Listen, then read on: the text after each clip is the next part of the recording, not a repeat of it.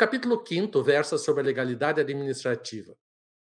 A lei é um dos pilares do Estado Democrático de Direito. E a expressão lei pode ser adotada e utilizada em diferentes acepções. Uma das acepções é o documento material em que se formaliza o texto aprovado por uma autoridade competente para produzir lei. Esse documento material não se confunde propriamente com a lei entendida como o sentido que aquele instrumento físico propicia, e nem se confunde com o conceito de norma jurídica, que é a interpretação, que é o modo como uma sociedade vivencia o texto da lei.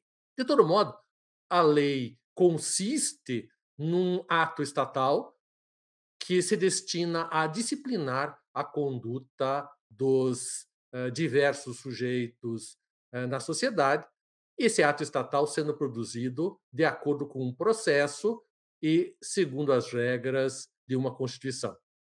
A Constituição reservou uma parcela significativa da competência normativa para o Poder Legislativo.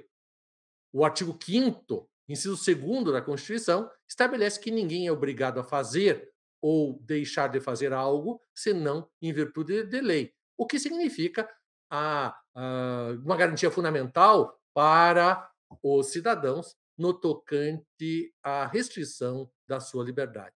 A legalidade apresenta uma configuração peculiar em face do particular e distinta daquela que se verifica relativamente à estrutura da administração pública.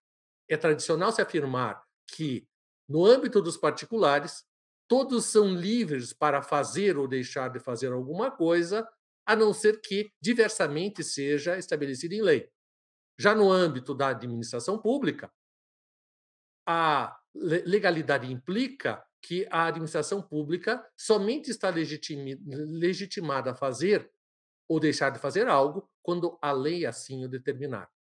A diferença prática é muito intensa. Significa que, no âmbito dos particulares, a ausência de lei acarreta a liberação do sujeito para agir ou deixar de agir.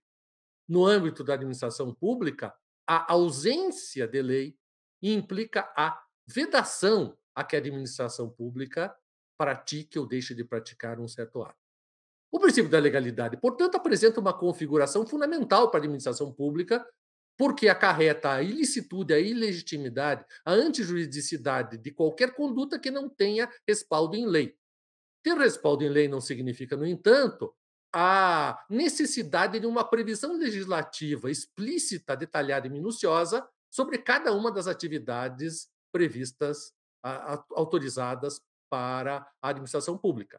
É perfeitamente possível a previsão, em termos gerais, em termos abstratos, do modo como a administração pública deve comportar-se, deve conduzir-se, sendo suficiente essa previsão normativa genérica e daí dela se extraindo consequências e inferências para a situação concreta.